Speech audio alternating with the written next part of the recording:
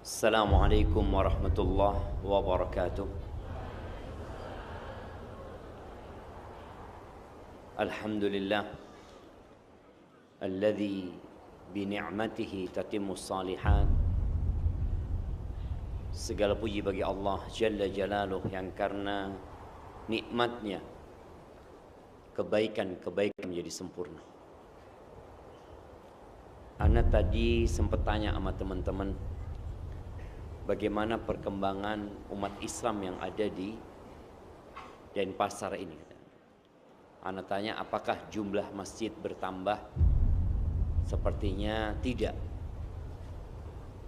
Ya, semoga Allah Azza wa Jalla memberikan hidayah kepada mereka yang belum mendapatkan hidayah, dan semoga kita yang ada di pulau ini menjadi percontohan muslim yang sebenarnya, sehingga orang-orang itu jadi tertarik dengan Islam tanpa mereka mendengarkan tentang Islam itu. Cukup melihat seorang muslimah berjalan, cukup melihat seorang muslimah bermuamalah, dia sudah tahu indah Islam itu.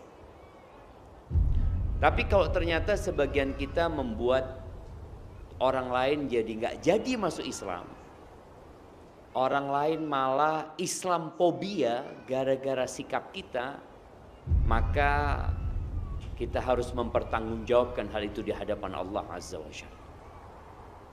Kalau tadi disebutkan bapak-bapaknya suruh turun, seharusnya bapak-bapak nggak boleh naik. Orang kajiannya emak-emak jelas. Jadi kalau mengalah bukan mengalah, zalim bapak-bapak yang naik itu memang. Karena ana waktu dikasih tahu, Ustaz kajian sore khusus buat emak-emak. Ada apa bapak-bapak di sini? Ana masih lihat ada bapak-bapak di sini ini. Banyak banget panitianya. Ya, kita bersyukur kepada Allah atas nikmatnya. Tapi tadi ana sampaikan, kalau ternyata beberapa tahun ini belum ada tambahan masjid ya. Dan kita tahu Rasul sallallahu alaihi wasallam pada waktu di kota Mekah beliau nggak bisa bangun masjid. Tapi tatkala beliau hijrah ke kota Madinah, yang pertama beliau lakukan adalah binaul masjid, membangun masjid. Karena itulah sentral kegiatan umat Islam. Allahumma salli wa sallim ala abdika wa rasulika Sayyidina wa maulana Muhammadin wa ala alihi wa ashabihi ajma'in. Ya Allah, semoga salawat dan salam, berkah dan nikmat senantiasa Engkau curahkan untuk hamba kekasih-Mu, untuk baginda Nabi kita Muhammad alaihi salatu wassalam, untuk keluarga beliau, untuk istri-istri beliau, untuk putra-putri beliau, dan untuk seluruh sahabat Nabi. Semoga Allah meridhai kita bersama mereka. Amma ba'd. Ibu-ibu dipanggilnya apa di Bali? Mak-mak. Hah? Memet. Memet, Mimi. Kok banyak banget panggilannya? Iya, para akhwat al-muslimat rahimakunallah, dan bapak-bapak yang di sini, ana tidak akan memanggil antum ya. Karena ana anggap antum tidak ada. Iya. Ibu-ibu yang tadi sudah datang, kenal nggak dengan yang di kanan dan di kirinya?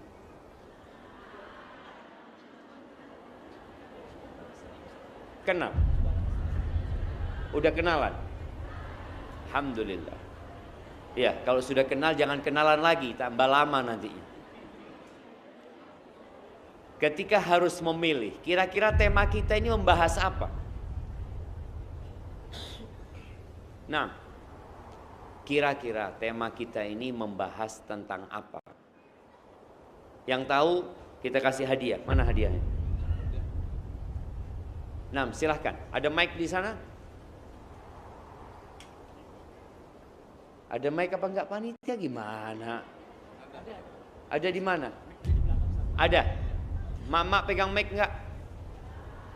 Enggak ada. Ya nggak setiap orang lah pegang mic lah. Panitia suruh pegang mic sana.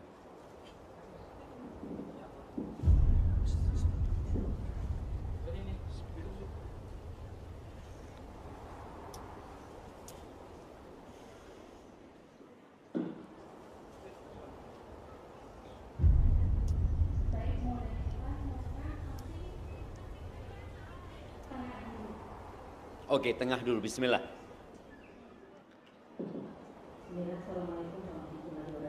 Waalaikumsalam warahmatullahi wabarakatuh. Dengan kita saudara ini insya Allah ketika aku harus memilih. Iya, kasih hadiahnya. Memilih apa? Dengan kebaikan atau keburukan. Antara kebaikan dan keburukan. Antara kebaikan dan keburukan. Oke, nggak apa-apa, kasih hadiah. Baik, yang lainnya sepertinya panitia bukan mau itu. Bukan ketika harus memilih antara kebaikan dan keburukan. Ada yang tahu? Kira-kira, nggak apa-apa.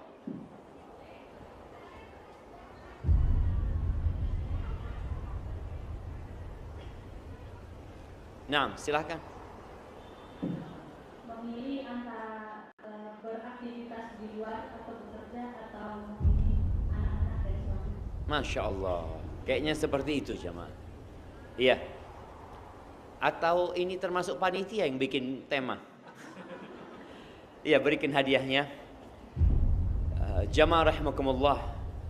Seorang muslimah itu memiliki banyak job sebenarnya. Bukan dia memilih, tapi dia harus melakukan semuanya. Tapi ada posisi yang dia memang harus memilih. Contohnya, yang tidak bisa dia memilih, dia adalah hamba Allah Azza wa Jalla. Dimanapun dia berada, apapun profesi dia, apapun jabatannya, posisi dia, mau jadi seorang anak, mau jadi seorang ibu, mau jadi seorang kakak, mau jadi seorang profesional ya, tetap dia hamba Allah Azza wa Jalla. Dan ini adalah profesi yang melekat. Maka tolong semuanya memahami sebelum melakukan aktivitas apa saja, sebelum memilih apa saja, katakan aku adalah hamba Allah Azza wa Jalla.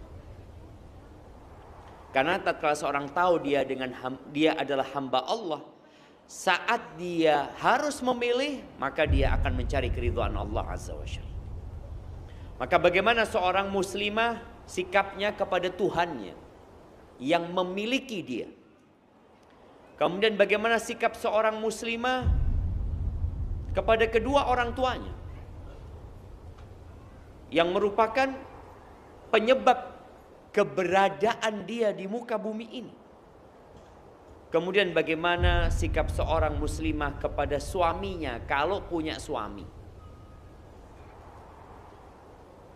Oke, siapa yang baru bercerai? Kasih hadiah. Nah, coba angkat tangan. Ya, maksudnya baru kehilangan suami gitu kan? Ada? Yang baru sebulan kehilangan suami? Ada apa enggak? 1 bulan kehilangan suami?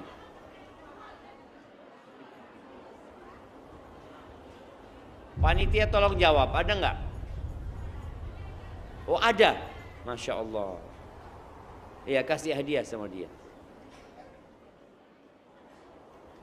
Kadangkala kehilangan suami karena memang ya dia harus memilih tetap menjalani hidup bersama laki-laki tersebut atau berpisah karena memang visi dan misinya udah berbeda. Atau kadangkala perempuannya yang memang bermasalah, yang kemudian dia diceraikan oleh suaminya. Tapi bagaimana sikap seorang muslimah kepada anak-anaknya? Karena kalau bicara bekerja mencari fulus, ya sejatinya yang bertugas memberikan nafkah itu adalah suami. Apabila seorang suami tidak menjalankan tugasnya dengan baik, dia akan mempertanggungjawabkannya kelak pada hari kiamat. Kalau sampai sang istri harus bekerja, harus membantu memberikan nafkah karena kemalasan suaminya. Dan boleh jadi di beberapa budaya, di beberapa daerah, wanita itu tidak dimuliakan, bahkan dipekerjakan. Kita tahu Islam tidak. Ana masih ingat dengan seorang syekh ya, ketika dia ditanya oleh ya beberapa orang Eropa mungkin ketika melihat air terjun di Niagara sana. Berapa orang? Oh, anak kira ngomong sama Ana berapa orang? Beberapa orang itu. Perempuan itu beberapa orang yang bertanya. Dia mengatakan, kami mendengar bahwasanya ini ada syekh melihat kebesaran Allah di sana. Kami mendengar bahwasanya wanita-wanita di negeri kalian itu ditindas. Tidak diberikan hak-hak mereka. Akhirnya syekh ini mengatakan, kau salah informasi katanya. Wanita-wanita di negeri kami adalah ratu-ratu buat kami. Kami adalah pekerja buat mereka. Kerja kami hanya terima kasih. Terima fulus kasih istri. Itu kerjanya, terima kasih. Memang itu tugasnya. Dan bagaimana seorang lelaki yang bertanggung jawab kepada istrinya memiliki hak yang penuh dan seorang istri harus memuliakan. Tapi seorang istri kalau jadi ibu dengan sang suami bekerja, maka tolong fokus mendidik anak-anaknya. Kemudian bagaimana seorang muslimah ketika hidup bersama ipar-iparnya, bersama mertuanya. Karena seringkali masalah terjadi bukan antara suami istri, tapi antara menantu sama mertua. Boleh jadi sang menantu ini, ya Allah jahat banget mertua anak. Engkau juga tidak tahu ketika di malam hari sang mertua berdoa kepada Allah, ya Allah jauhkan aku dari menantu yang seperti ini. Loh, iya, artinya sang menantu merasa dizolimi, sang mertua juga merasa dizolimi. Maka kelak Allah akan tegakkan keadilan pada hari kiamat. Karena merasa dizolimi belum tentu dizolimi. Allah Azza wa Jalla mengatakan wa nada'ul mawazinal qista liyaumil qiyamah fala tudlamu nafsun syai'a. Kami kelak akan menegakkan timbangan-timbangan keadilan pada hari kiamat. Tidak ada satupun jiwa yang akan dizalimi. Kalau seorang menantu haknya diambil sama mertua, atau mertua haknya diambil oleh menantunya, atau sang istri tidak diberi haknya oleh suaminya, Allah akan datangkan kelak hak-hak itu. Allah akan penuhi. Wa in kana mithqala habbatin min khardalin ataina biha wa kafa bina hasibin. Walaupun urusan itu hanya sebesar zarrah, seperti semut yang kecil, kami akan datangkan. Maka jangan pernah khawatir hak kita akan hilang. Maka tadi perlu juga seorang muslimah itu belajar tentang bagaimana sikap dia yang sebenarnya terhadap ipar-iparnya dia. Taib. Kemudian bagaimana sikap dia kepada kerabat-kerabat dia sendiri. Kalau tadi sama ipar setelah dia menikah, bagaimana dia punya kerabat. Jangan sampai gara-gara dia menikah rahimnya terputuskan. Dengan dalih, loh aku kan sudah punya suami, aku sudah punya anak. Akhirnya lupa dengan kewajiban menyambung silaturahim. Maka perlu juga dibahas. Terus bagaimana seorang muslimah bersama tetangga-tetangganya. Orang itu kadang-kala gak bisa milih tetangga. Karena dia ya udah tinggal di rumah itu, tahu-tahu tetangganya datang. Tetangganya tidak menyenangkan. Bagaimana sikap dia? Tetangganya non-muslim, apa yang harus dia lakukan? Tapi kemudian bagaimana seorang muslimah dengan kawan-kawannya, dengan sahib-sahibnya. Kadangkala muslimah nih ya, sebagai contoh ya. Kalau suaminya berangkat kerja, dia akan sibuk nelpon teman-temannya, ngobrol ya sama kerabatnya, itu. Lupa ngurusin kewajiban dia sebagai seorang ibu, sebagai seorang istri. Kalau ada suami kadang-kala tetap dengan handphonenya. Padahal seharusnya ketika suaminya datang, matikan handphone. Taruh. Gimana Ustaz? Anak matikan, anak kan harus izin dulu. Afwan, suamiku datang, ini itu. Gak perlu, tinggal dimatikan, selesai. Nanti ketika sudah selesai urusannya, telepon lagi, afwan tadi. Kenapa? Surgaku datang. Mana istri-istri yang kayak gitu sekarang jamaah? Jadi suami itu surgamu atau nerakamu, tapi kebanyakan neraka. Ustaz. Tahu aja kata. La haula wala quwata illa billah. Baik. Ana akan ringkas ya pembahasan kita tentang semua tadi yang ana sebutkan. Dikit-dikit. Sekedar mengingatkan.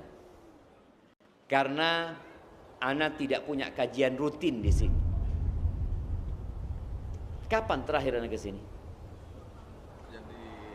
Berapa tahun yang lalu? Yang sekali. 2 tahun lalu. 2 tahun lah, 2 tahun yang lalu lah. Sebenarnya yang seharusnya dihadirin oleh emak-emak ini adalah kajian yang rutin. Disitulah akan mendapatkan pembahasan yang lebih detail. Tapi paling tidak sekarang kita berusaha untuk membakar semangat kita untuk menuntut ilmu. Karena nih emak-emak perlu ketahui ya. Kita itu kadang-kadang kepingin tahu. Aku ini dicintai nggak sama Allah? Aku yang seperti ini, kira-kira dicintai nggak sama Allah? Maka kita perlu tahu apa tanda-tanda kecintaan Allah kepada hambanya. Di antaranya, kata Nabi alaihi salatu wassalam, man yuridillahu bihi khairan yufaqihhu fid din. Barang siapa yang Allah menghendaki kebaikan buat dia, maka Allah akan buat orang itu mendalami agama, memahami agama. Dan belajar agama ini tidak ada ceritanya terlambat. Ana sudah ibu-ibu, ya sudah, kalau dulu engkau belum belajar agama, kau sekarang harus belajar agama. Dan ketahuilah bahwasanya ustadz pun sampai mati tetap belajar agama. Nggak ada ceritanya udah selesai. Karena ilmu agama itu bahrun la sahilalahu, lautan yang tidak bertepian. Tapi paling tidak belajar yang berkaitan dengan dirinya. Contoh nih, seorang muslimah bagaimana? Seorang muslimah sikapnya kepada Tuhannya, maka hendaklah dia senantiasa berbaik sangka kepada Allah Azza wa Jalla. Jangan pernah suudzon sama Allah. Allah itu, kalau kita kenal sama Allah, kita akan cinta sama Allah. Allah tuh lebih sayang sama kita daripada orang tua kita. Tapi kadang-kala kita nggak kenal sama Allah. Dikasih ujian sedikit, dikasih petaka sedikit, akhirnya sudah malas ibadah. Seakan-akan sudah banyak ketaatan yang dia lakukan. Dan ketika ada musibah, dia merasa tidak pantas mendapatkan musibah itu. Maka kita harus paham seperti apa Allah Azza wa Jal memberikan ujian kepada hamba-hambanya. Nabi Nuh, Allah kasih ujian apa? Istrinya yang tidak beriman, anaknya yang tidak beriman, kaumnya yang didakwain selama 950 tahun, ternyata tidak beriman kecuali sedikit. Disebutkan ya kira-kira hanya 80 orang yang beriman. Bayangin ya, 950 tahun. Bagaimana Nabi Ibrahim alaihissalam, Khalilur Rahman, kekasihnya Allah. Beliau itu ingin punya anak. Tiap hari dan di waktu-waktu mustajab beliau mengatakan, Rabbi habli minas salihin. Sampai umur 86 tahun baru dikasih anak. Sebagian ibu-ibu 5 tahun menikah nggak punya anak, 10 tahun menikah nggak punya anak, akhirnya mulai putus asa, mulai berburuk sangka sama Allah, mengatakan kayaknya memang Allah nggak kasih anak sama aku. Akhirnya dia berhenti berdoa. Bayangin ya, Nabi Ibrahim alaihissalam tidak ada ceritanya berhenti berdoa. Nabi Zakaria, bagaimana ketika beliau memanggil Allah dengan panggilan yang hening, yang senyap ya, yang penuh dengan ketundukan kepada Allah. Beliau mengatakan, inni wahanal azmu minni washta'ala ar-ra'su syaiba walam akun bidu'aika rabbi syaqiyya. Ya Allah, tulangku sudah lemah ya Allah, rambutku sudah menyala dengan uban, dan aku gak pernah kecewa dengan berdoa memohon kepadamu ya Allah. Bayangin ya, ketika itu Nabi Zakaria disebutkan umurnya 100 tahun. Beliau mengatakan gak pernah aku kecewa dengan berdoa kepadamu ya Allah. Sebagian kita merasa kecewa. Aku sudah doa Ustaz. Berapa tahun berdoa? 7 tahun. Baru 7 tahun. 10 tahun. Baru 10 tahun. Terus sampai kapan kita berdoa? Sampai ajal menjemput kita.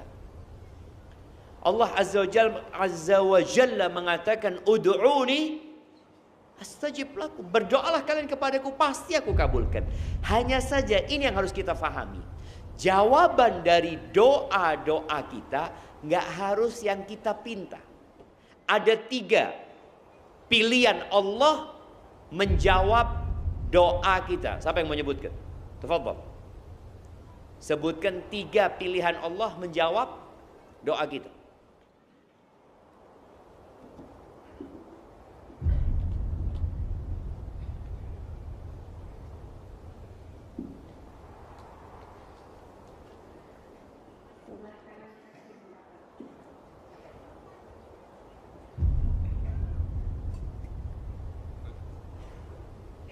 Naam, silahkan.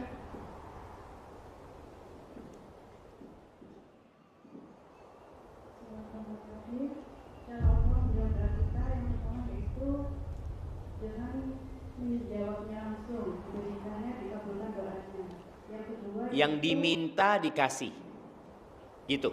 Ya. Oke, yang kedua. Yang kedua tidak dikabulkan, tapi kok tidak dikabulkan? Belum dikabulkan. Jadi tapi untuk menghapus dosa-dosanya.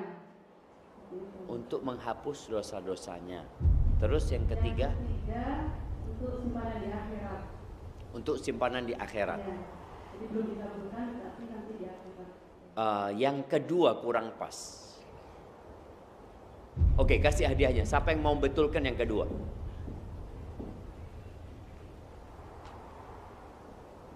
Yang kedua sama Allah ditunda untuk dikabulkan. Ditunda tadi kan udah disebutkan. Yang ketiga? Yang ketiga di akhirat tadi kan. Dikabulkan saat di akhirat. Itu kan ditunda berarti. Bukan itu. Yang kedua tadi untuk menghindari dari bala. Oke, siap. Jazakillah khair. Nah, jadi pilihan Allah itu dikasih, diganti, disimpan. Ya, dikasih yang diminta. Jawaban Allah. Yang kedua diganti. Minta mobil, Allah kasih keselamatan dia dari ditabrak sama mobil. Allah selamatkan dia dari bencana yang setara dengan doa dia. Maka seringkali kita ini selamat dari bala bukan karena kita doa minta dihindarkan dari bala itu, tapi boleh jadi karena doa-doa kita minta sama Allah sesuatu, tapi yang kita minta ternyata diganti sama Allah. Yang ketiga disimpan. Jadi apa? Dikasih, diganti, disimpan. Ketika sahabat mendengarkan itu, Umar mengatakan radhiyallahu anhu, idzan nukthir. Kalau begitu kita banyak-banyak doa aja, nggak ada ruginya doa. Nabi SAW mengatakan Allahu Akbar, Allah akan kasih lebih banyak lagi. Maka tolong, di antara sikap seorang muslimah kepada Tuhannya, selain tadi dia beribadah kepada Allah, taat sama Allah, hendaklah dia berbaik sangka sama Allah. Allah itu lebih sayang sama kita daripada kedua orang tua kita. Coba nanti dibaca akhir surat Al-Hasyr, ketika Allah mengenalkan dirinya kepada kita. Allah mengatakan, Huwallahu alladzi la ilaha illahu alimul ghaibi wasyahadah huwar rahmanur rahim. Dialah Allah, tiada yang berhak disembah kecuali Allah. Allah mengetahui dengan yang nyata dan dengan yang tersembunyi. Allah tahu dengan yang nyata, dengan yang gaib. Dan dialah Allah yang maha pengasih, maha penyayang. Wallahu alladzi la ilaha illahu al-malik al-quddus as-salam al-mu'min al-muhaimin al-aziz al-jabbar al-mutakabbir subhanallah amma yusyrikun. Tuh, Allah memiliki sifat-sifat yang mulia kayak gitu. Allah itu al-jabbar, yang menundukkan segala sesuatu. Allah lah yang ngobatin orang yang sakit. Allah lah yang menghibur kesedihan seorang hamba. Allah lah yang menjadikan orang yang sedang berduka kemudian berubah dukanya menjadi suka. Allah Azza wa Jalla yang membuat orang-orang yang awalnya menangis tahu-tahu tertawa. Kenapa dia kok bisa tertawa sekarang? Allah Azza wa Jalla. Maka kadang-kadang kita lupa, Al-Malik, Allah itu pemilik semuanya. Rumah kita milik Allah, Pulau Bali ini milik Allah Azza wa Jalla, negeri ini milik Allah Azza wa Jalla. Terus kenapa kita susah untuk minta sama Allah Azza wa Jalla? Dan yakin, fa inna ma'al usri yusra. Inna ma'al usri yusra. Apapun kondisimu, maka ingat, bersama kesulitan itu ada kemudahan. Allah ulangi lagi, inna ma'al usri yusra. Sesungguhnya bersama kesulitan itu ada kemudahan. Jadi kalau engkau sedang sulit sekarang, gembiralah. Loh, sulit kok gembira, Ustaz? Loh, yusra mau datang. Ketika engkau sedang senang, boleh jadi kesulitan akan datang.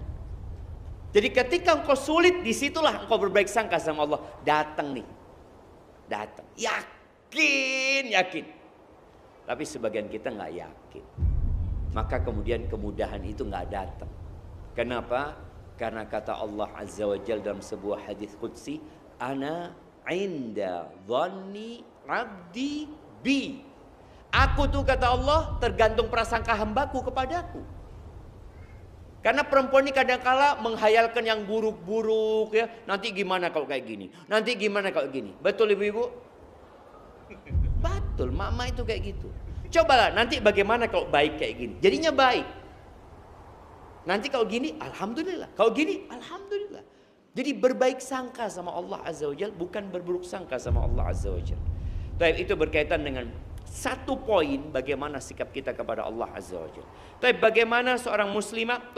Ada satu pembahasan yang Anda lupa. Muslimah terhadap dirinya, terhadap diri dia sendiri. Sebelum kita bicara bagaimana dia sama orang tuanya. Karena Nabi SAW mengatakan, wa inna li nafsika alaika haqqa. Dirimu itu punya hak. Jadi seorang muslimah harus tahu, loh, aku ini harus memperhatikan diriku. Iya. Yang pertama, perhatikan tubuhnya. Tubuh itu titipan dari Allah Azza wa Jalla. Para ulama menyebutkan bahwasanya al-jismu itu markabun ilallah, kendaraan menuju kepada Allah. Allah kasih tuh fisik nih sebagai kendaraan. Ada sebagian orang yang tidak menjaga fisiknya. Biasanya kalau masih gadis, berapa beratnya? 48. Insyaallah. Tinggi 160, beratnya 48. 1 tahun menikah 84.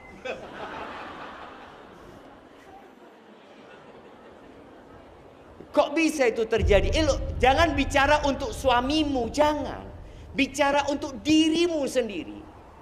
Seorang yang tidak menjaga tubuhnya, maka tubuhnya akan rentan dengan penyakit, cepat capek, cepat lelah, ibadah pun sulit ya. Karena dia tidak menjaga tubuhnya.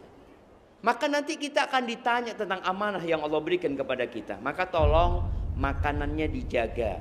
Apakah perempuan perlu berolahraga? Ya di rumah perlu dia bekerja.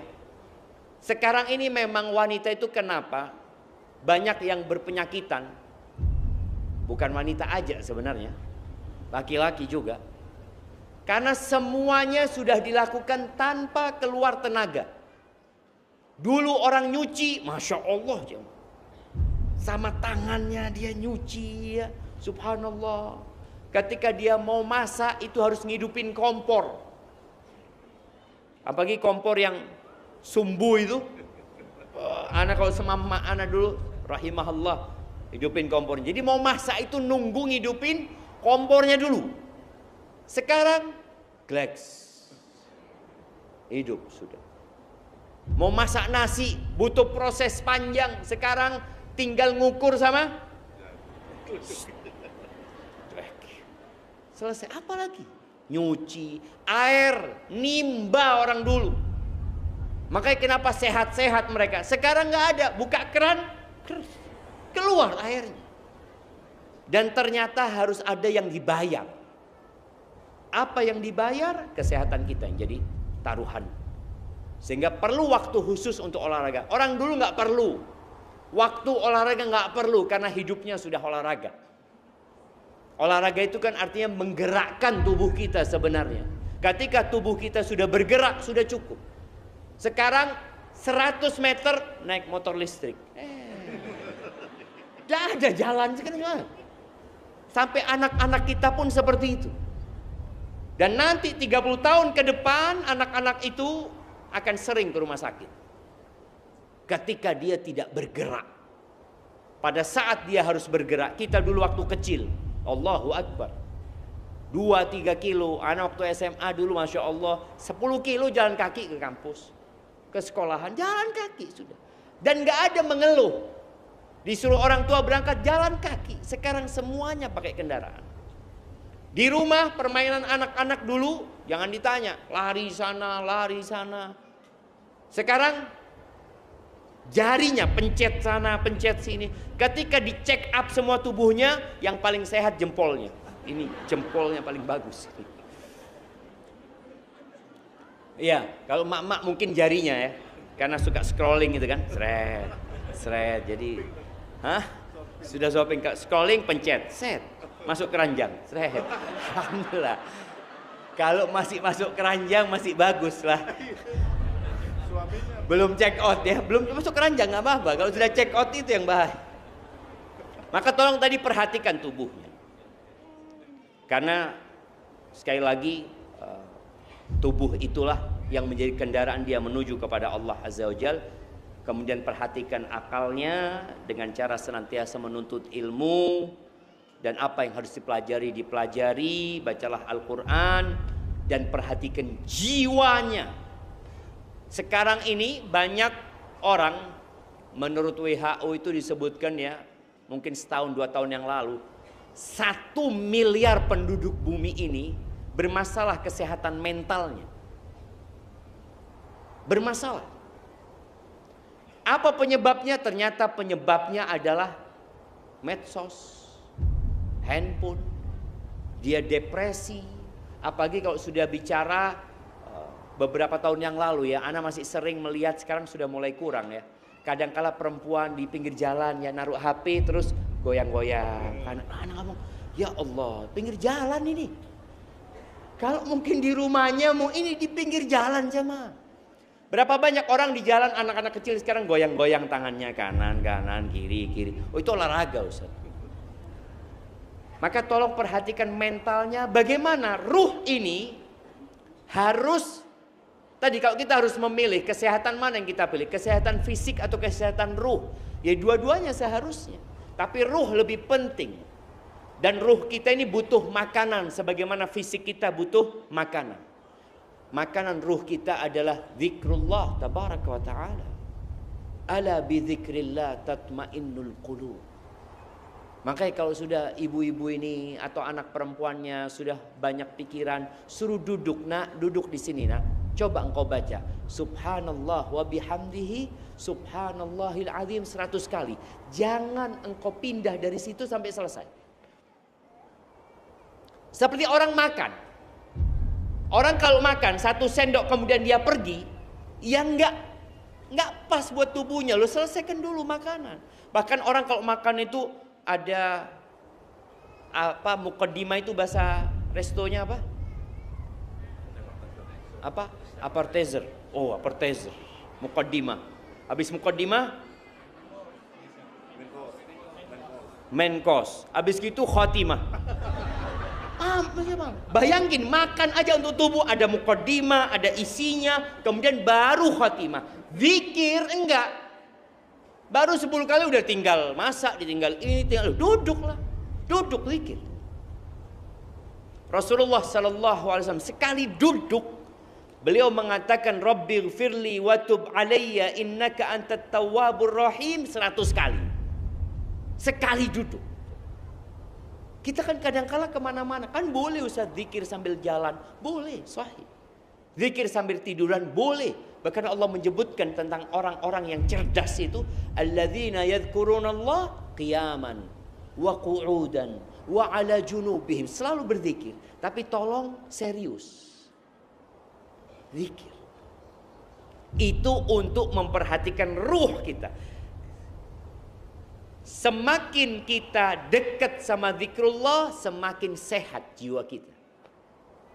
Karena udah janji Allah. Alladzina amanu wa tatma'innu qulubuhum bi dzikrillah.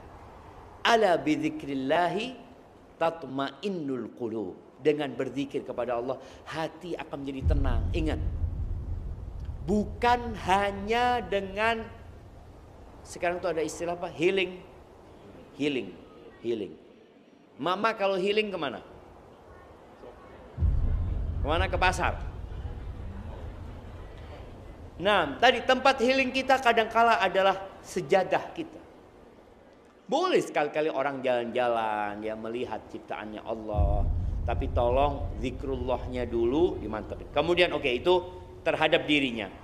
Fisiknya dijaga, menjaga makanan dengan berolahraga, ya. Kemudian berkaitan dengan akalnya tadi teruslah menuntut ilmu, berkaitan dengan jiwanya tolong fokus. Mengingat Allah Azza wa Jal dan jangan salah memilih kawan. Anda sampai jam berapa? Oke. Masih? Tanya jawab berapa menit lagi pertanyaan? Setengah jalan ini belum pertanyaan. Siap? Hah? Selesai. Allahu Akbar. Baik, bagaimana seorang muslimah kepada kedua orang tuanya? Maka berbaktilah kepada orang tua, ya. Jangan pernah mengangkat suara. Jangan ketika sudah menikah engkau tidak lagi berbakti dengan alasan aku punya suami. Oke. Memang seorang wanita yang punya suami ada keterbatasan dia berbakti kepada orang tuanya. Harus izin sama suaminya kalau mau keluar rumah. Tapi apakah kalau telepon harus izin suaminya? Enggak. Bisa telepon, bisa WA, bisa kirim hadiah, bisa lakukan apapun, ya. Terus doakan kedua orang tuanya. Karena kita tahu kewajiban seorang muslim berbakti kepada orang tuanya itu adalah kewajiban yang paling agung setelah mentauhidkan Allah Azza wa Jalla. Walaupun kedua orang tuanya kafir, bayangin ya. Allah mengatakan wa in jahadaka ala an tusyrika bi ma laysa laka bihi ilm fala tuti'huma. Kalau kedua orang tuamu memaksamu untuk melakukan kesyirikan, jangan taat. Tapi apa kata Allah? Wa sahibhuma fid dunya ma'rufa. Tapi engkau tetap mendampingi keduanya dengan cara yang ma'ruf. Maka tolong para muslimah memperhatikan hal itu. Kemudian bagaimana muslimah bersama suaminya? Ya, yang punya suami. Yang punya suami, bagi yang belum punya suami, tolong jangan salah pilih suami. Kalau salah pilih suami nanti curhat sama ustadznya, gimana ustadznya suami anak kayak gini, kayak gitu. Kadang-kadang anak tanya, anti nemu suami kayak gitu di mana gitu. Orang nanti nggak pernah musyawarah sama anak waktu milih suami. Sekarang loh iya suami anak loh. Kalau umpamanya dia musyawarah kan, oh iya berarti anak salah waktu memilihkan. Ini enggak, ini pilihannya anti yang memilih. Maka tolong jangan salah. Kalau salah pilih suami akan berdampak kepada masa depanmu dan masa depan anak-anak. Baik. Dan seorang wanita muslimah itu, dia punya orang tua, dia berbakti kepada orang tuanya, tapi dia tahu suaminya adalah surga atau neraka dia. Rasulullah Sallallahu Alaihi Wasallam ketika menyebutkan khairun nisa, ya, ada beberapa hadis tentang khairun nisa. Di antara yang beliau sebutkan adalah al-walud, al-wadud, al-muwatiyatu, wal-muwasiyatu idza taqainallah. Seorang wanita yang baik itu adalah wanita yang penyayang. Jadi wanita yang penyayang itu yang berusaha untuk menunjukkan kecintaannya kepada suami dan kepada anak-anak.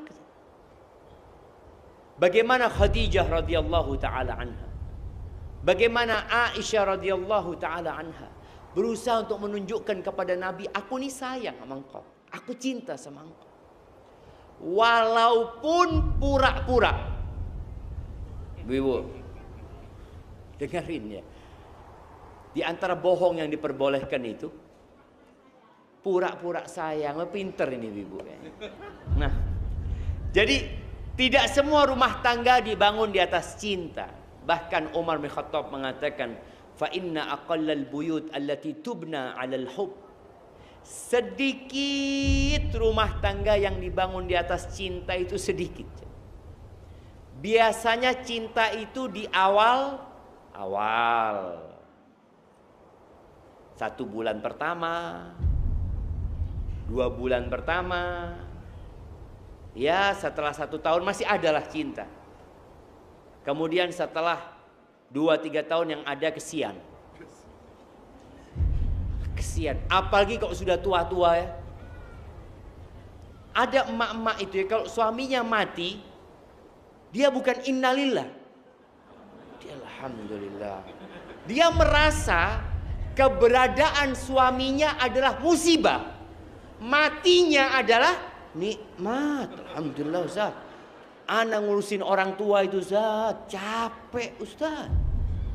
Ada yang seperti itu jemaah. Maka tolong perhatikan. Kalaupun memang engkau sudah tidak cinta lagi sama suami, karena suami mungkin pernah melakukan KDRT ya, suami pernah melakukan kesalahan, pernah melakukan macam-macam, tapi tolong jaga rumah tangga. Dengan pura-pura cinta, iya. Ketika ada seorang wanita yang terus terang kepada suaminya, aku nggak cinta sama engkau, dipanggil sama Umar bin Khattab. Engkau nggak usah ngomong seperti itu. Terus loh, orang ini mempertahankan rumah tangganya, engkau pikir karena cinta? Enggak. Walakinnan nas yata'amaluna bil islami wal ihsan. Mereka itu mempertahankan rumah tangganya karena memang diperintahkan oleh Allah Azza wa Jal. Fa imsakun bima'ruf. Udah jaga baik-baik. Dan kita diperintahkan untuk berbuat baik bukan hanya kepada manusia, kepada binatang pun kita disuruh berbuat baik. Maka tolong di antara cara agar seorang istri bisa terus mencintai suaminya adalah dengan melihat kepada kelebihannya. Anak pernah kajian di sini, apa judulnya? Hujan setahun dihapus dengan kemarau sehari. Itu sifat perempuan.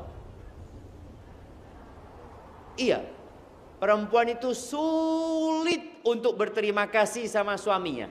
Betul ibu-ibu? Salah. Iya. Ana itu lebih percaya sama Rasulullah sallallahu alaihi wasallam daripada sama mak-mak. Nabi alaihi salatu wasallam mengatakan itu. Lau ahsanta ila ihdahunna dahr, kata Nabi SAW. Kalau engkau berbuat baik sama dia setahun, terus engkau melakukan satu kesalahan, apa kata perempuan ini? Ma ra'aitu minka khairan qad. Enggak pernah engkau bikin aku senang. Setahun senang jamaah. Itu yang terjadi. Dan wanita ini, ana mau tanya, yang bisa jawab kita kasih hadiah. Perempuan itu lebih kuat bersabar apa lebih mudah bersyukur? Yang mau jawab kasih mic-nya. Nah, udah nggak perlu dikasihkan. Sabar, sabar mereka. Kalau syukur sulit. Sabar Ustaz, sabar. Dan memang seperti itu. Kenapa dia berpikir sabar? Karena dia tidak melihat kepada kebaikan. Yang dia lihat musibah suami anak ini, Ustaz, ya Allah. Maka tolong tadi, jadilah yang penyayang. Kemudian al-walud. Wanita yang terbaik itu wanita yang suka punya anak. Iya. Kenapa? Karena dia rela untuk capek, untuk lelah. Jamaah, setiap detik dari kelelahan dia, itu ada perhitungan. Dan Nabi SAW mengatakan, fa inni mukathir bikumul umam yaumal qiyamah. Aku ingin berbanyak-banyakan umatku kelak pada hari kiamat. Maka ketika mau punya anak, niatkan mau menambah umatnya Rasulullah sallallahu alaihi wasallam. Ana sering contohkan dengan di Bondowoso sana ya. Seorang ustadz yang punya anak 28 dari satu istri. Sekarang istrinya 3, istrinya 4, anaknya cuma 7, cuma 9. Itu satu istri 28. Oh, Taib, kita mau kasih hadiah buat yang anaknya 12. Ada? Yang anaknya 12. Induknya 1 ya. Iya, yang 11. Ada yang 11? Ada enggak? Ada. 10. Hah? Oh, kasih hadiahnya buat yang 11 itu. Insyaallah. Barakallahu fiik.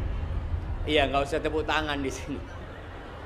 Dia ingin mengatakan, oh ini wanita hebat kan? Betul. Memang Masya Allah alaiha. Dia punya 11 di saat orang-orang memandang, ya Allah, nambah anak lagi. Kadangkala mertua, kalau ngelihat orang tuanya istri ya, ngelihat istrinya hamil lagi.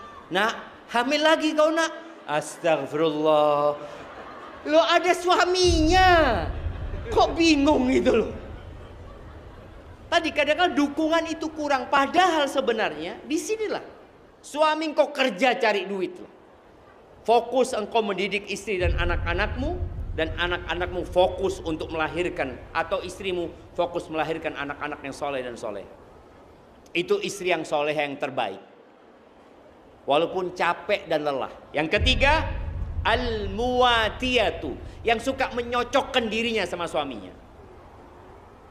Jadi dia menyesuaikan sama suaminya. Suaminya mau gini, iya bang, nggak apa-apa. Ini iya, bismillah.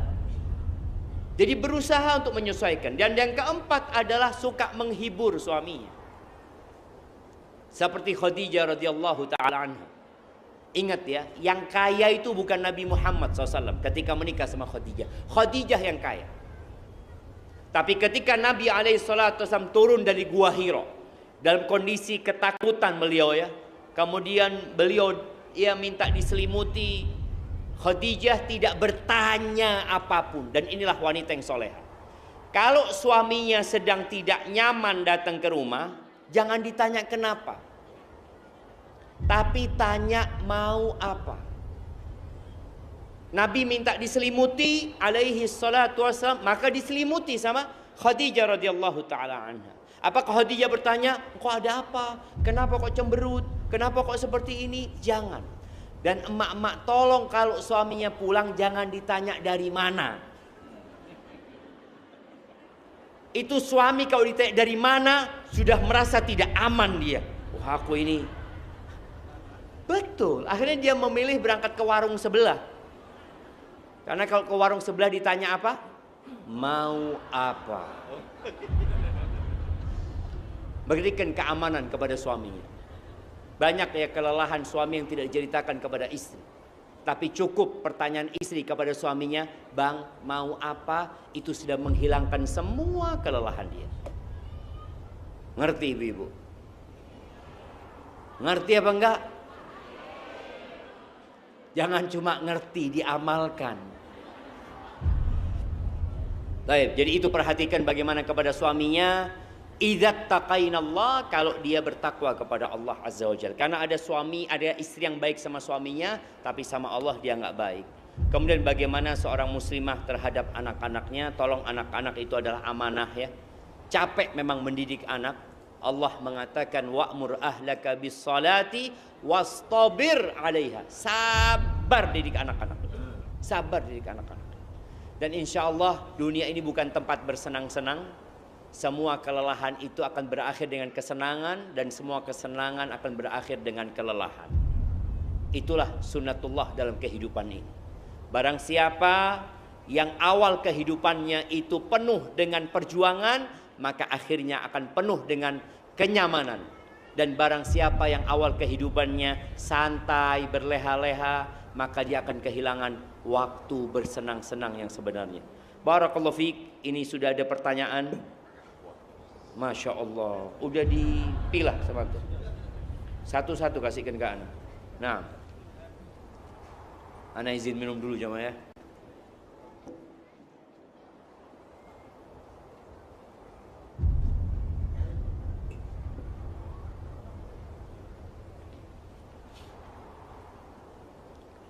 Assalamualaikum warahmatullahi wabarakatuh. Ustadz, kalau pertanyaan ini terpilih, saya tidak ingin bertanya,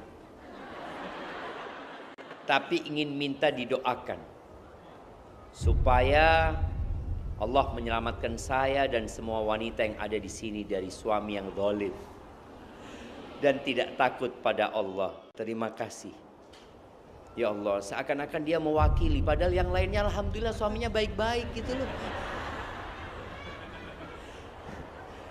Iya, ahibati billah, kadangkala kita ini melihat rumah tangga orang itu dari luarnya.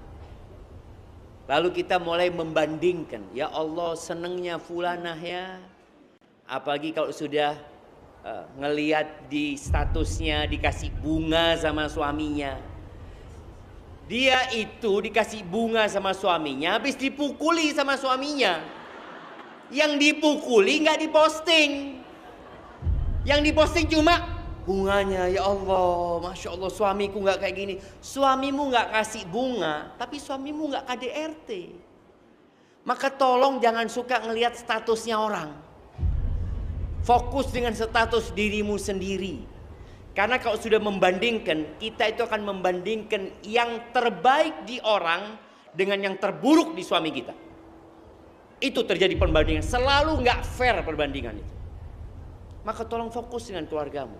Dan kalau membandingkan, lihat kepada yang hidupnya lebih susah. Dan ana doakan semoga semuanya diselamatkan dari suami-suami yang zalim ya.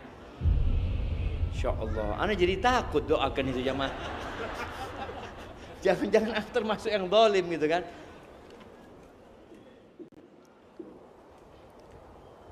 Ustaz, bagaimana bila istri memilih untuk bekerja di luar, padahal suami sudah memenuhi nafkah tanpa kurang, dengan alasan saya sebagai istri sudah terbiasa bekerja 9 tahun kantoran dan tidak terbiasa di dalam rumah.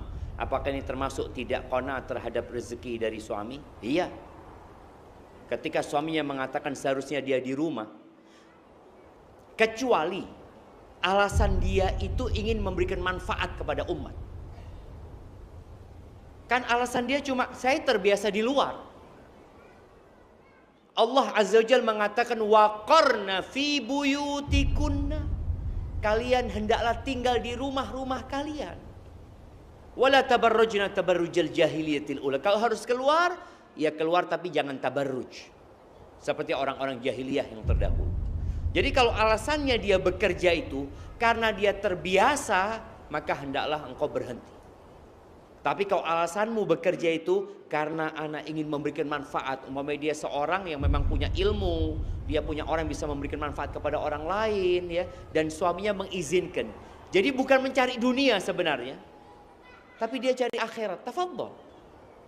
Tapi kalau kondisi suami memang Ustaz perlu dibantu suami Ustaz, dan pekerjaan anak alhamdulillah tidak mengganggu tugas-tugas anak sebagai istri, sebagai anak, sebagai ibu, maka nggak ada masalah. Tapi kalau alasannya tadi hanya karena terbiasa, anak rasa anti resign, fokus di rumahnya.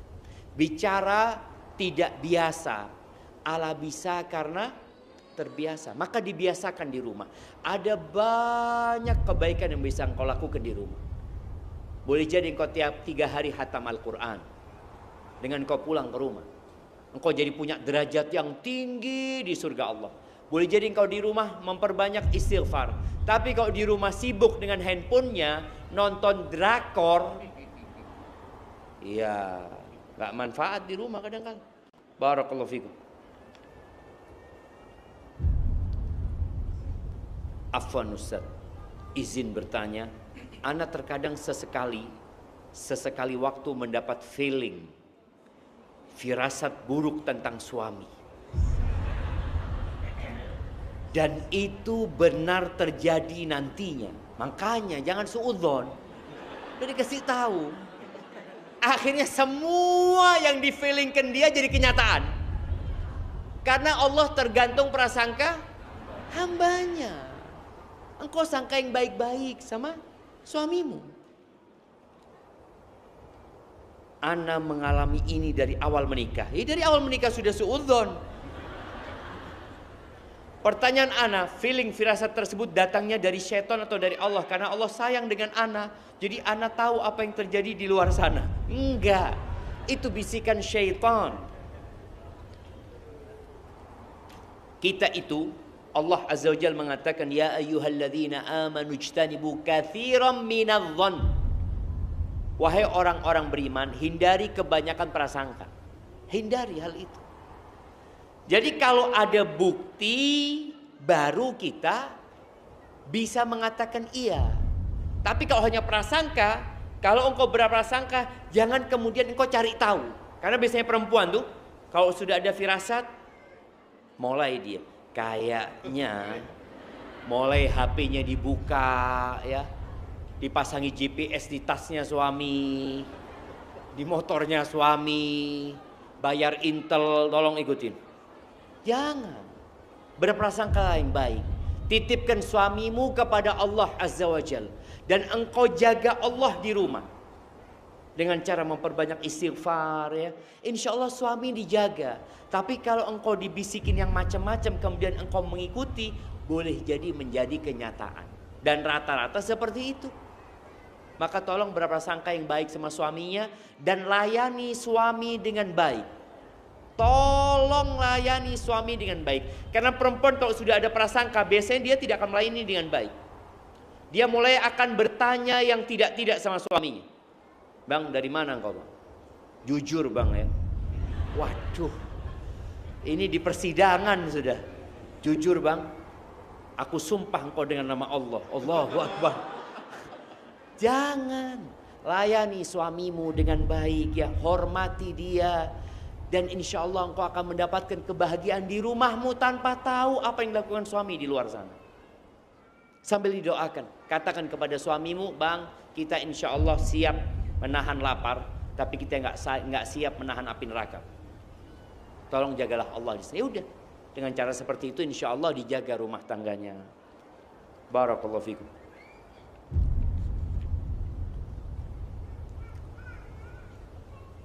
Jika harus memilih, semua perempuan pasti ingin mendapatkan suami yang soleh. tetapi tidak semua mendapatkan sesuai keinginan. Berarti salah pilih kan? Bagaimana cara kita jika ingin suami kita menjadi imam yang baik tanpa terlihat menggurui dan merendahkan suami, dan tetap terlihat santun sehingga suami bisa menjadi imam yang baik? Masya Allah, pertanyaan yang menarik ini. Yang tanya kasih hadiah. Yang tanya nanti datang ke panitia, masih ada hadiahnya kan? Ya, kalau sudah terlanjur, artinya dia memilih suaminya sudah baik. Kriterianya seperti yang disebutkan Rasulullah SAW, agama dan akhlaknya. Tapi ternyata di tengah jalan suaminya berubah. Ada suami yang berubah di tengah jalan karena faktor ekonomi, ya, karena faktor kawan, karena faktor penyakit. Kadang-kala terjadi perubahan tersebut. Apa yang harus dilakukan? Yang pertama, bersabarlah menghadapi suami yang seperti itu. Bersabar. Yang kedua, memberikan pelayanan yang lebih. Karena tabiat manusia itu, kalau dihormatin, dia akan menghormati. Itu tabiat manusia. Tapi kalau setan kita hormatin, dia nginjak-nginjak kita. Maka kita disuruh berlindung kepada Allah dari godaan setan yang terkutuk. Tapi menghadapi manusia yang berlaku buruk, kata Allah, idfa' billati hiya ahsan. Balaslah keburukan dengan yang lebih baik. Sehingga dengan itu suaminya semoga akan tahu diri. Engkau berikan pelayanan yang lebih. Subhanallah jamaah. Anda ingat dengan sebuah kisah yang mungkin sebagian jamaah sudah mendengar ya. Seorang syekh yang umurnya kira-kira 90 tahun yang ditanya oleh seorang wanita. Via telepon ditanya, "Syekh, Ana punya suami tadi malam. Suami Ana itu peminum, Syekh, pemabuk suami Ana. Ana punya anak 5 dari dia. Tadi malam ketika Ana sholat malam, Ana baca Quran, dia datang, Syekh, Quran itu dirobek-robek sama dia. Dan dia jangan ditanya, sudah melakukan KDRT berulang-ulang gitu ya. Apa yang harus Ana lakukan?" Syekh itu tanya, "Nah, kalau engkau berpisah sama perempuan itu, sama suamimu itu, engkau hidup sama siapa?" Dia mengatakan, "Aku ini dari desa," kata dia. "Aku nggak punya siapa-siapa gitu. Anak-anak itu akan ikut bapaknya, karena bapaknya orang kaya." Akhirnya Syekh itu mengatakan, "Sabar nak ya, engkau sabar nak. Engkau layani suami dengan baik, doakan dia." Kenapa Syekh ini menyuruh dia bersabar dan tidak gugat cerai? Karena kalau dia gugat cerai, akan tumbuh 6 pemabuk. Karena 5 anak ini akan ikut sama bapaknya. Bapaknya orang kaya, orang fulus. Ini emak gak tahu apa-apa. Maka Syekh berpikir lebih baik dipertahankan, ibu ini bersabar demi menjaga 5 anak itu. Dan subhanallah, setahun kemudian perempuan ini telepon lagi. Dia ngomong, "Syekh masih ingat sama Ana?" Ya dia ngelupa lah. "Allah, Ana lupa," katanya. "Coba engkau kenalkan dirimu." "Ana yang cerita sama engkau, Syekh, suamiku yang datang merobek Al-Quran ini dan itu," kata dia. "Iya, aku ingat," kata Syekh. "Bagaimana suamimu sekarang?" kata dia. "Alhamdulillah Syekh, suami Ana sekarang yang buka pintu masjid kalau waktu sholat subuh." Perlu kita berdoa minta sama Allah berikan pelayanan yang lebih sama suami. Kita kadang-kala maunya ngasih tahu, maunya menggurui ini dan itu. Kadang-kala kondisinya nggak bisa. Maka teruslah berkhidmat, lebihkan khidmatmu kepada suami sampai suami akhirnya malu. Dia sudah zalim tapi istrinya terus berbuat baik sama dia. Semoga dengan cara seperti itu ya suamimu menjadi lebih baik lagi ya. Barakallahu fiik.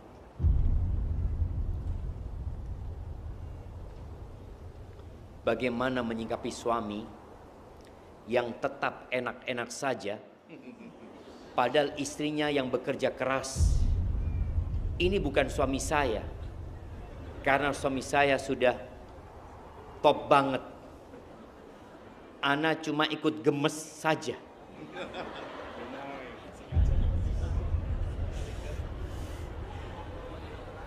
Iya, dia lihat suaminya orang. Iya, padahal istrinya nggak ada masalah gitu ya. Nah, apa yang harus dilakukan jemaah? Ini kan dia melihat orang lainnya. Boleh jadi istrinya siap bekerja keras karena dia memang benar-benar berharap pahala dari Allah Azza wa Jalla. Boleh jadi seperti itu. Boleh jadi juga suaminya punya penyakit mungkin yang menyebabkan dia tidak bisa bekerja dengan baik-baik saja. Kalau kita mau berbaik sangka. Terus kalau sang istri menerima dengan kondisi itu, ya akan jadi pahala buat istri tersebut. Tapi laki-laki seperti itu bukan laki-laki ideal gitu. Dan dia akan mempertanggungjawabkan. Karena sekarang ini yang bertanya emak-emak, Anda nggak bisa ngasih nasihat suaminya. Maka buat perempuan yang dapat suami kayak gitu tadi pilihannya bagaimana dia berdoa ya, terus tetap melayani suaminya. Walaupun ada pilihan ya, seorang wanita, seorang istri yang tidak dikasih nafkah oleh suaminya, dia berhak memilih. Pilihan pertama, dia tetap melayani suaminya, tetap taat sama suaminya, tadi melayani suaminya di ranjang dimanapun ya, dan menjadikan nafkah yang seharusnya diberikan itu hutang. Jadi terhitung hutang suami. Kalau biaya rumah dalam sebulan itu 5 juta, maka dihitung itu utangnya suami 5 juta. Itu pilihan pertama. Pilihan kedua, dia tetap melayani suami dan dia yang memenuhi kebutuhan rumah tangga, dan dia anggap itu sedekah kepada suaminya, maka jadi pahala. Yang ketiga, dia boleh tidak melayani suaminya dan boleh dia bekerja cari fulus dan nggak usah melayani suami. Boleh pilihan aja. Karena sang suami dijadikan pemimpin di rumah punya hak disebabkan dia memberikan nafkah kepada istrinya. Kalau istrinya nggak dikasih nafkah, lalu istrinya disuruh bekerja, masih dia harus melayani suaminya, nggak fair yang seperti itu. Maka dia punya hak untuk tidak melayani suaminya. Dan dia punya hak untuk cari fulus bekerja demi hidup. Dan kalau bicara nafkah itu ingat ibu-ibu, sandang, pangan, papan, itu nafkah yang harus diberikan suami. Dan yang keempat pilihan dia, ya dia minta fasakh. Karena suaminya tidak menjalankan tugasnya. Bukan dia khulu kemudian dia mengembalikan mahar, enggak. Tapi itu prosesnya di pengadilan seperti itu. Barakallahu fikum. Oke, pertanyaan terakhir. Assalamualaikum warahmatullahi wabarakatuh. Ustadz, ana sudah pisah dengan suami saya sekitar 10 tahun yang lalu. Dan sekarang saya sudah menikah lagi. Begitupun dengan mantan saya. Semua anak, alhamdulillah saya yang ambil asuh. Yang saya mau tanyakan, bagaimana sikap saya ketika mantan suami tidak menafkahi anak kami? Terkadang kalau anaknya meminta, jawabannya tidak ada. Jadi, selama ini yang menafkahi adalah suami saya yang sekarang. Terkadang saya malu karena bukan anak kandungnya. Tapi alhamdulillah suamiku tidak pernah mengeluh. Itu suami ideal jemaah. Insya Allah. Kalau saya WA mantan suami saya, dia selalu marah dan blokir saya sampai sekarang. Apakah saya harus membiarkan saja sampai dia sadar sendiri? Jazakumullahu khairan Ustaz. Iya, kesian jamaah memang orang-orang yang tidak faham dengan kewajibannya. Maka kelak orang-orang seperti itu akan merugi pada hari kiamat di saat banyak yang nuntut sama dia. Anak-anak tidak diberi nafkah sama dia, padahal itu kewajibannya dia. Dan nanti pada hari kiamat anak-anak berhak menuntut. Kalau tadi suami ibu menafkahi sebagai sedekah ya, buat anak-anak itu jadi kebaikan dia. Dan ingat ya, ini ada bapak-bapak, sedikit bapak-bapak di sini. Bahwasanya anak-anak itu walaupun sudah bercerai adalah full tanggung jawab bapaknya gitu. Karena yang terputus itu hanya hubungan suami istri. Hubungan anak sama bapak, anak sama emaknya sampai kapanpun tetap. Dan yang menjadi tanggung jawab adalah tanggung jawab bapaknya. Ketika bapaknya tidak bertanggung jawab, ya mau nggak mau ibunya. Sehingga itu juga jadi pahala buat ibunya. Dan alhamdulillah ibu tadi punya suami yang baik. Kalau tadi ibu sudah menegur suami, udah ngasih tahu mantan suami tadi ya, tapi dia nggak mau, ya sudah tugas ibu sudah selesai. Kalau memang nanti anak-anak jangan sampai dibuat benci sama bapaknya. Walaupun bapaknya seperti itu, tolong jangan sampai menanamkan kebencian kepada anak-anak. Ya sudah, sampaikan, nak, mungkin bapakmu nggak punya duit ya, mungkin bapakmu seperti ini seperti itu. Jangan sampai anaknya durhaka. Akhirnya yang dosa dua orang, bapaknya dosa nggak ngasih nafkah, emaknya dosa menanamkan kebencian kepada anaknya, sehingga anaknya tumbuh besar durhaka kepada bapaknya. Padahal bagaimanapun itu tetap bapaknya. Itu mungkin dapat Anda sampaikan. Kurang lebihnya mohon maaf, yang benar dari Allah Azza wa Jal, yang salah dari diri Anda pribadi. Allah dan Rasul yang terbebaskan dari kesalahan itu. Subhanakallahumma bihamdika asyhadu an la ilaha illa anta astaghfiruka wa atubu ilaik. Anda kembalikan ke Alhamdulillahi Rabbil Alamin. Kita semua telah mendengarkan kajian tausiah dari Ustaz Syafiq Riza Basalama. Semoga kita dengan materi apa yang disampaikan, semoga apa ilmu yang beliau sampaikan kita pahami, kita amalkan, sehingga kita menjadi seorang muslim yang benar cinta Allah, yang benar imannya hanya kepada Allah. Terima kasih, mohon support dan dukungannya. Wassalamualaikum warahmatullahi wabarakatuh.